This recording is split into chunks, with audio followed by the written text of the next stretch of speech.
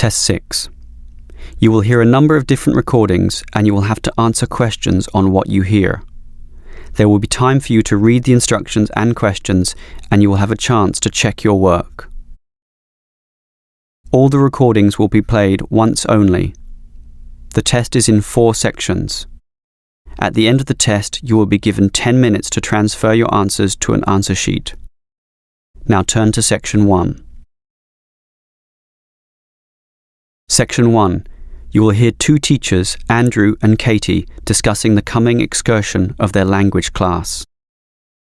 First, you have some time to look at questions 1 to 6.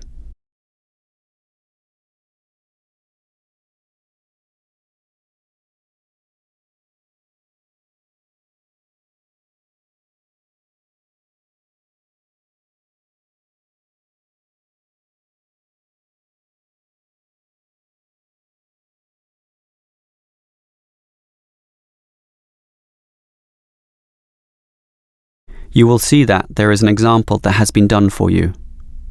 On this occasion only, the conversation relating to this will be played first. Well, we have this school excursion plan, but when exactly is it? Is it this Tuesday or Wednesday?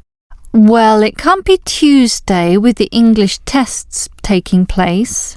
Ah, right, not Tuesday but Wednesday. That's right, all day Wednesday, taking a bus outside the city. The excursion is on Wednesday, so Wednesday has been written in the space. Now we shall begin.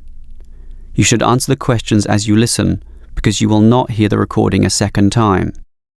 Listen carefully and answer questions 1 to 6. Well, we have this school excursion plan, but when exactly is it? Is it this Tuesday or Wednesday? Well, it can't be Tuesday with the English tests taking place. Ah, right, not Tuesday but Wednesday. That's right, all day Wednesday, taking a bus outside the city. And where are we going? Last month we went to Arthur Island, so this time we're going to the animal park. Arthur Island was okay, but it was too cold. Let's hope the weather for this week's excursion is better. I don't suppose animals care about bad weather, but I certainly do. Have you heard the forecast? Yes, and it's not too bad. Basically, they're saying Monday will be sunny. Good. But then the weather will change. Not so good. Yes, Tuesday we'll have some showers, but by Wednesday, the day of our excursion, it will be, well, their words are cold and cloudy. Cold and cloudy. Well, as long as it isn't wet and rainy, I'm happy enough. We won't need umbrellas, just warm clothing. And what time will we get there? Let's see, the bus picks us up at 8:30 a.m. and then it's an hour and a half on the road, so we arrive at 10 a.m. Sorry, with the 15-minute break, that will actually be 10:15 a.m. That's early enough. Then all our students can see the animals, have their fun, and do whatever they want to do. Well, one fun event planned that day is Birds of Prey. What's that? That's when they bring out several birds of prey, eagles, falcons, kites, those sorts of birds, and throw pieces of meat into the air, and the birds swoop down and eat them. It's quite impressive. Sounds great. Birds of prey. Are there any other activities? There's a catered lunch at the park restaurant. We've already paid for that. And in the afternoon there's... Well, I had a choice between the reptile display and the koala handling. In the reptile display, the students can handle live pythons and various other snakes. Surely they'd rather hold koalas. I'm sure, but the koalas can't be handled unless the weather's sunny, and given the forecast, I thought it better to choose the reptile display. That's a shame. These Asian students would love the koala handling. Yes, I know, but we can't control the weather. And then we get back. What time will that be? We leave the park at 4:30, but then we face traffic, so we won't get back until well after 6 p.m. It will most likely be 6:30. but that's better than the last trip. We didn't get home until 8:30 that time. Yes, that was a bit too late, wasn't it? Before you hear the rest of the conversation, you have some time to look at questions 7 to 10.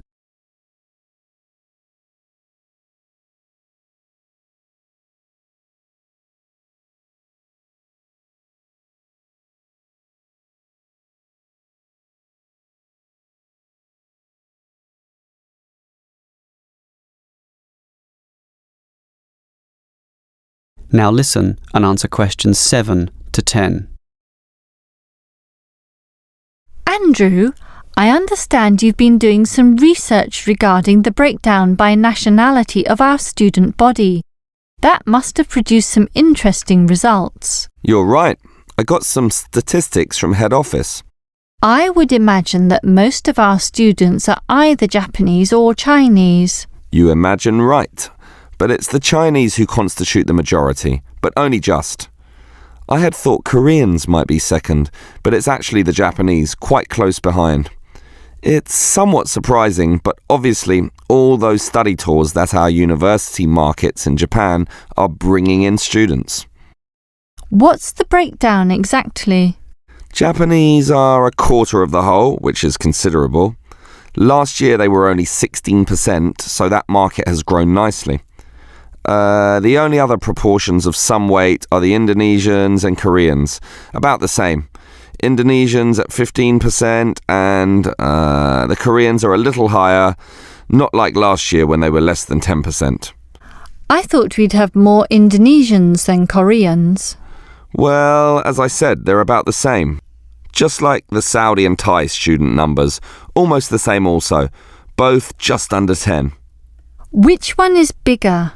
Thai students number just a fraction more. As for the other nationalities, collectively they're only 3%, so it wasn't worth giving each of them a separate category. I just grouped them under other. That's Vietnamese, South American, a couple of Russians, and so on. That is the end of Section 1. Section 2. You will hear a representative from Easy Travel Travel Agency explaining to some customers the benefits of her company. First, you have some time to look at questions 11 to 15.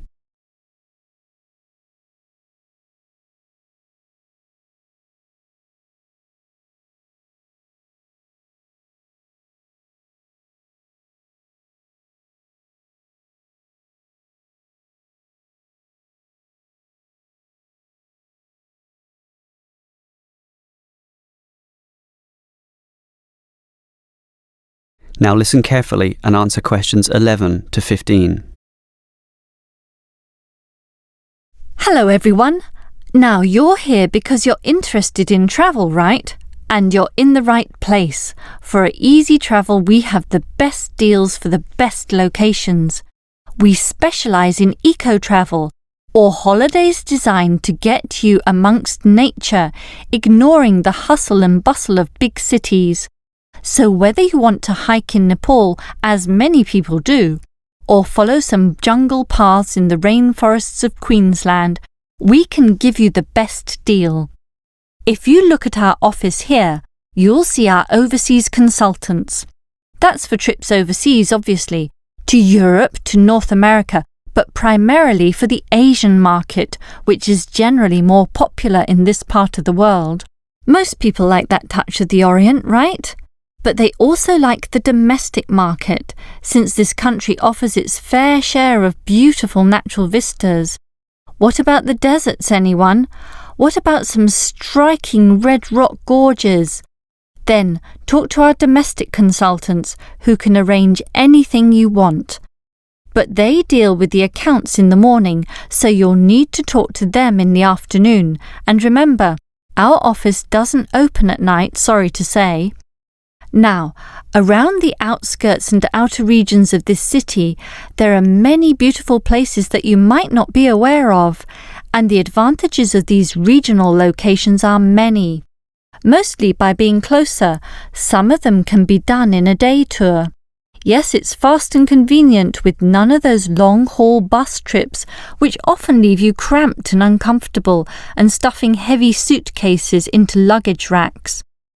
But I should tell you about our buses, those that are needed for the somewhat more distant holiday destinations.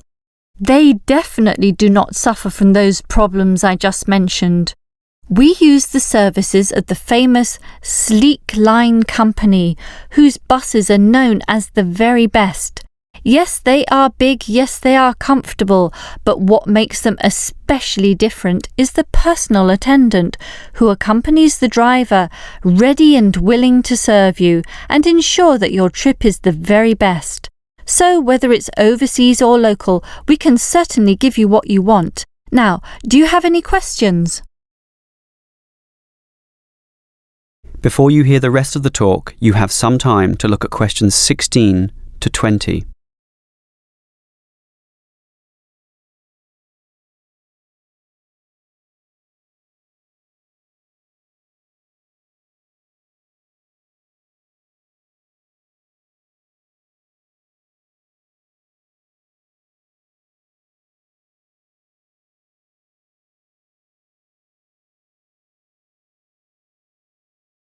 Now listen and answer questions 16 to 20. Right, let me orient you to our main Easy Travel office here. On this table right beside us are travel magazines for you to browse through, and on the wall next to that are many more for all parts of the world. Our 4 travel consultants sit over there on the other side of that long counter. That's right, 4 of them, side by side, all serving various regions. Now, let me tell you their specific functions. Firstly, the consultant on the left, next to the plant, is the local tours consultant, serving tours in the immediate vicinity of this city. Next to her is what we call regional tours, targeting the statewide options. Next to her is the interstate tours, and that can involve either buses or planes. In the former case, utilising the Sleek Line bus service, as you know. And finally, next to her in the corner is general inquiries, which is self-explanatory. If you have questions of a general nature, rather than one relating to specific destinations, you can go there. Now, as I said, we can do international tours, and for that you need our big office, just through that door, the one between those 2 plants. However, if your international tour is in the Asian region, which is generally our most popular option, then we deal with that in a separate room, the one opposite international tours, but not the corner one. Just go through that door on the left, the one next to that cupboard. The door next to that is, in fact, our general office, so please don't go through there. That's reserved for staff members only. That is the end of Section 2. Section 3. You will hear 2 students, Sam and Liz, discussing their university orientation program. First, you have some time to look at questions 21 to 24.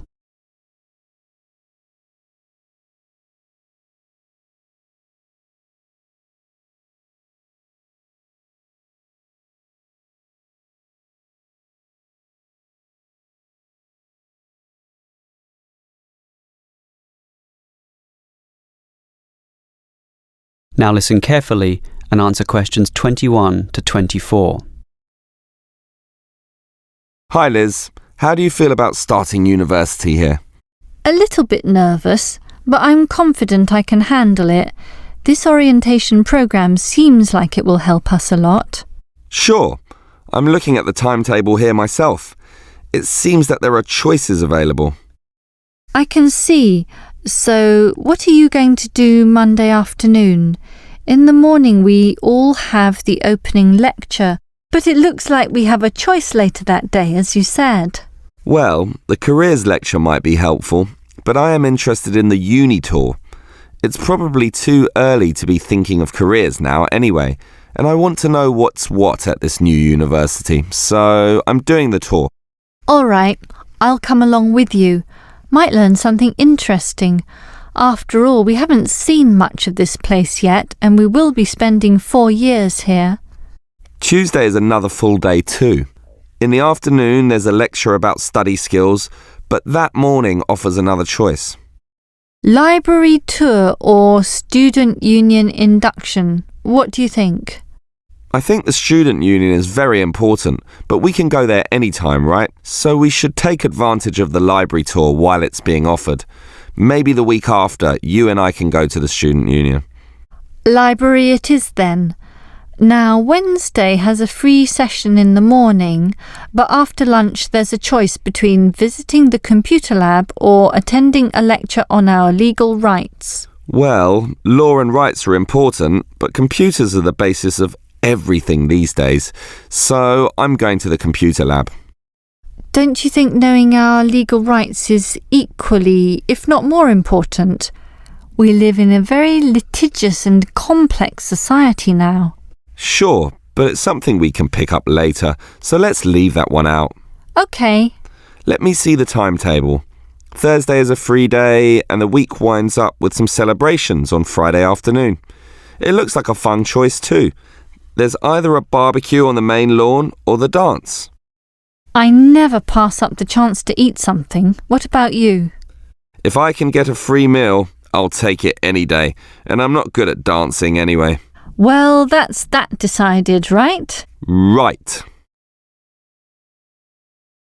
Before you hear the rest of the conversation, you have some time to look at questions 25 to 30.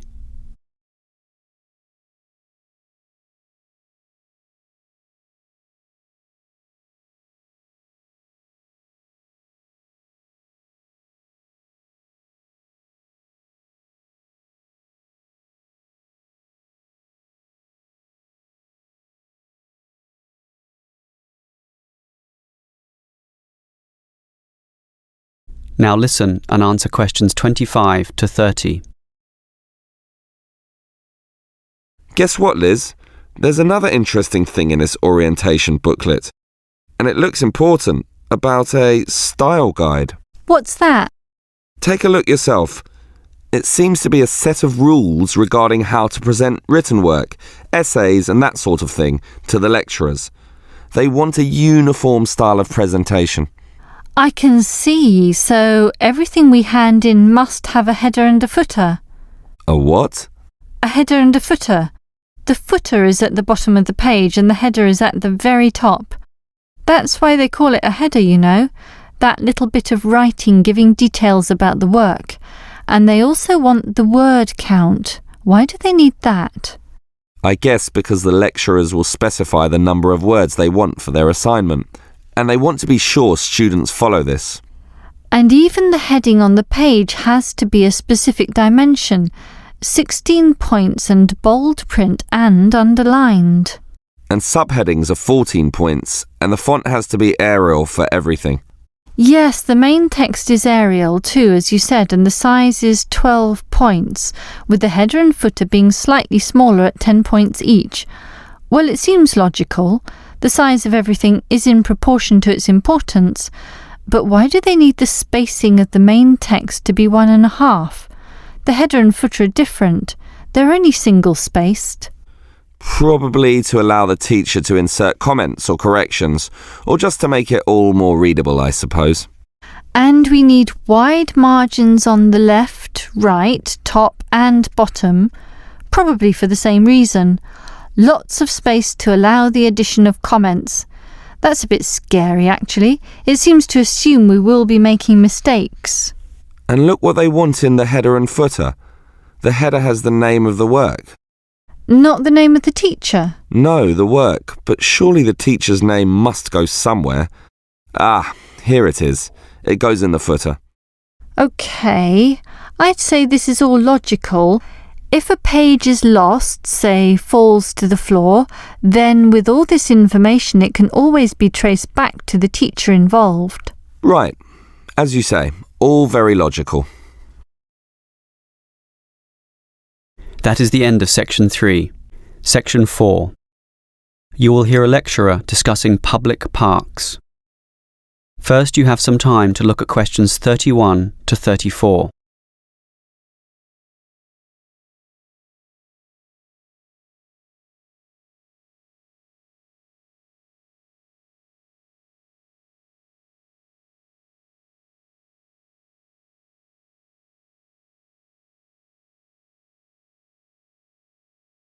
Now listen carefully and answer questions 31 to 34. Most of us are familiar with a local park. We spend time there, play there, and have some of our best memories in these places. But what is a park?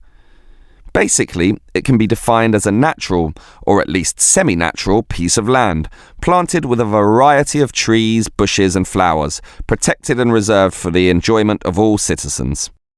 There are usually regulations about the sorts of behaviour that can take place within, and sometimes there are facilities such as children's playgrounds or fields for ball games and other sorts of activities. For this reason, if there is grass, it is kept short, and this also discourages the breeding of insect pests. A well-maintained park actually needs a lot of people to look after it, and more so if the park showcases special plants, flowers or trees, in which case it is called a botanic garden.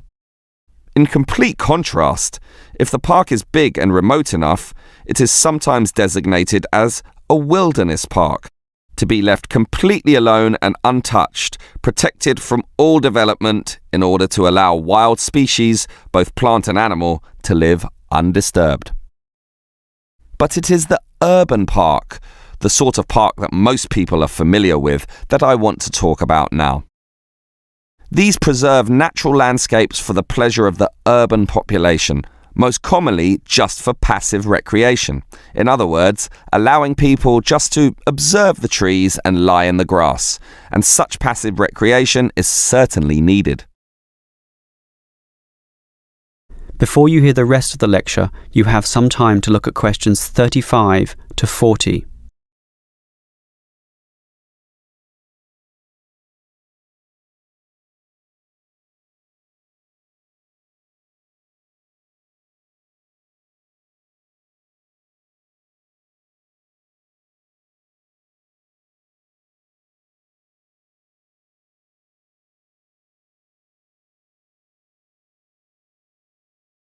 Now listen and answer questions 35 to 40. Continuing on the subject of parks, it might surprise you to know that once there were none. 1,000 years ago, there was no need, since there were already extensive open spaces, forests and wilderness surrounding most cities and towns, for example in Europe. These dark, dank forests were large and even dangerous, full of wild animals and with the potentially fatal result of getting lost. Hence, fairy tales evolved about witches living in these areas and the wolves and bears which could threaten young children. However, with the rapidly increasing human population, the original wilderness and natural open spaces were intruded upon. Forests were cut down as population spread, and with them, urban pollution and further deforestation. But it was only with the advent of the Industrial Revolution that people realized natural areas needed to be preserved to give the populace access to the sort of nature that was fast disappearing due to the uncontrolled development and demand for resources. The first park expressly designed for that purpose is usually considered to be Prince's Park in Liverpool. This was in 1841 on land donated to the public by a rich iron merchant. With such a generous donation, worth about £50,000, the council decided to invest £5,000 of its own money in making it look good. Consequently, they hired a landscape designer, Joseph Paxton, who designed twisting turning pathways among shade-giving trees, all based around a central lake. In many ways, it became the prototype for all later large parks, including the famous Central Park in New York. But if we were to pick the park that most people are familiar with, it would be the much smaller neighbourhood park. These can be tiny, but by being in the midst of extensive development and dense populations, they are increasingly seen as a refuge where one can get a glimpse of true nature, Many psychologists now maintain that this glimpse is necessary, for ultimately, as a species, we have an innate affinity for nature, and the concrete urban zoo clashes with our inner being. This has seen a rejuvenation of many urban parks that were once left to decay, for example, in New York or London, and indeed some cities such as Melbourne are known all over the world for their abundance of carefully maintained parks, including a world-famous botanic garden. That is the end of section 4.